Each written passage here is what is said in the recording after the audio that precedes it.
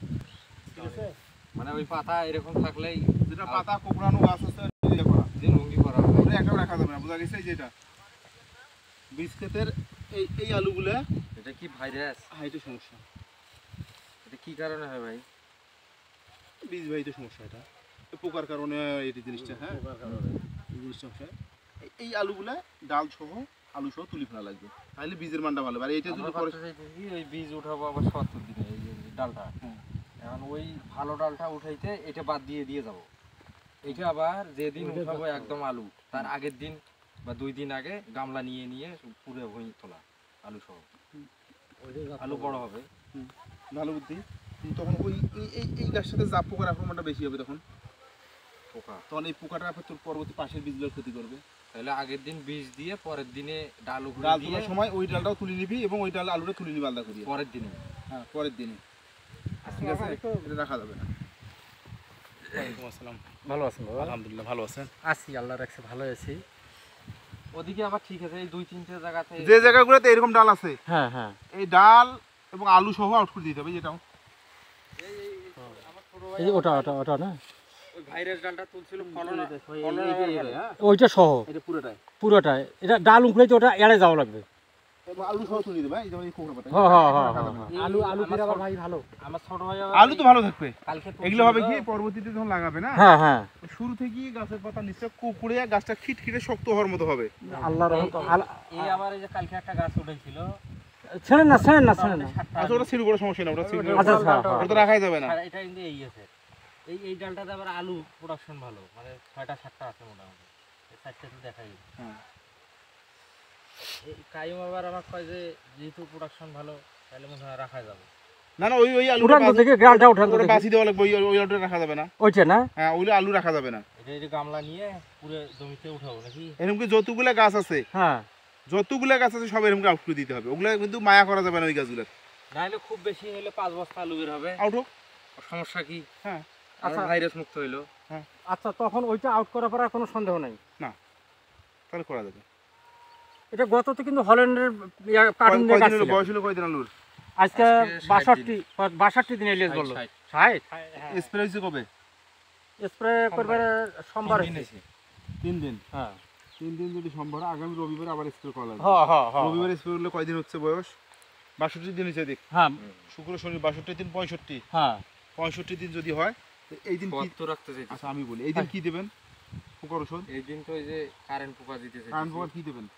শীত কাটা পছাড়ি। কারেন্ট পোকার কি নাম? নিপাত গোল আবার কেমন করে তাহলে নিপাত বলে এর আগে দিছি।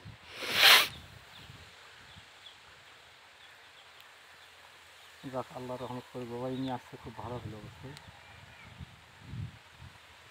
এই জমিটা তো যে বোরন টোরন কিচ্ছু দেয়নি না, বরুণ দেওয়া যাবে না। শুরুতে বরণ দেওয়া যায় তাই না ভাই? শোধনের সময় ওরে আল্লাহ, স্প্রে তো দূরের কথা, শোধনের সময়ও দেয় নাই এটা জমি। খাদ্য মানে কি আলু বড় করে কষ্ট পাইছে খুব এটা গেল। বরণ কি আলু বড় করে?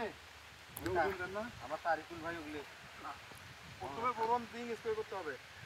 এখন জিং দেওয়া যাবে কি?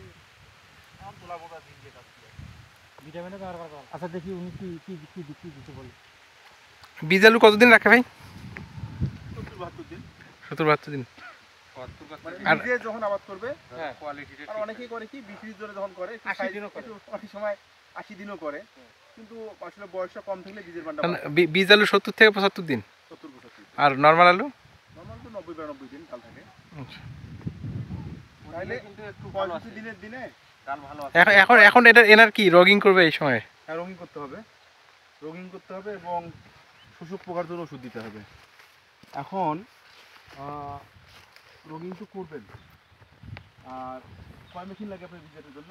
এইটাতে 8 মেশিন লাগে। তাহলে একটা কাজ করবেন, এই প্লেনের নাম নেবেন। পেলে নাম 100 গ্রাম একটা প্লেন নামের দাম হয়তো 510 টাকা নিতে পারবো, 500 টাকা নিতে পারেন। প্লেন নাম নিয়ে স্প্রে করে দেবেন। একেবারে পোকার রং উঠে যাবে। পেলে নাম প্লেন নাম তাহলে ওই যে কি নাম, কি ওষুধটা দিচ্ছেন না? বাদ বলবে আবার।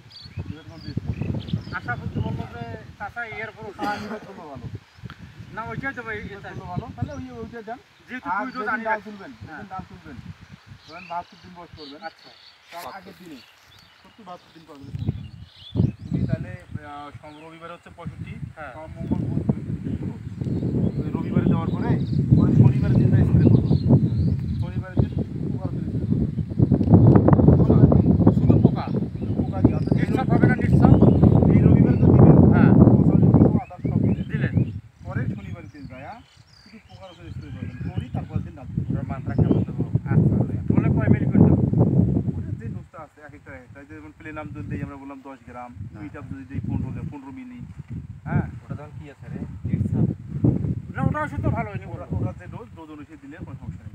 অবশ্যই যেদিন ডাল তোলা একটু পড়বে যদি বেশি হলে সমস্যা না না না, আগের দিন ডাল তোলার আগের দিন অবশ্যই এই পোকার ওষুধটা দিয়ে তারপর দিন ডাল দিবেন। ওই পোকার ওষুধটা কি দেবো ওই যে বললাম নিপাত 15 দিতে পারেন, নিট শটও দিতে পারেন, নিট শট নিট শট ওটাও দেওয়া যায়, হ্যাঁ সমস্যা নেই। আল্লাহ রহমত তাতে কি আলুটা রাখা যাবে, আপনি এই যে কথা কইলাম হ্যাঁ। পুরোটা ওইভাবে বাছাই করবেন। ধরেন আপনার পিছনের ডালটাই যেমন এই পোকা এই যে, এই যে। ওটা মরিচা পড়ায় পিছনের পাশ পিছনেরটা হয় পিছনে এই যে, এই যে। পিছনে আরো পিছনে পিছনে, পশ্চিম দিকে। পিছনে। ও এই ধরনের যত গাছ আছে সব আলু সব উঠে ওদিকে দিতে হবে। কম তো এই 2-3টে সিলেট বেশি আমি জরিপ করে দেখছি আচ্ছা ওগুলো আউট করে দিয়ে তাহলে আলু যদি সংরক্ষণ 5-7-10 করা যাবে। বস্তা আউট হয় তাহলে কোয়ালিটি ভালো থাকবে হ্যাঁ, তো শতভাগ। তাহলে করা যাবে। সার পানি তো এমনি কম হয়েছে আর তো পানি দেবো না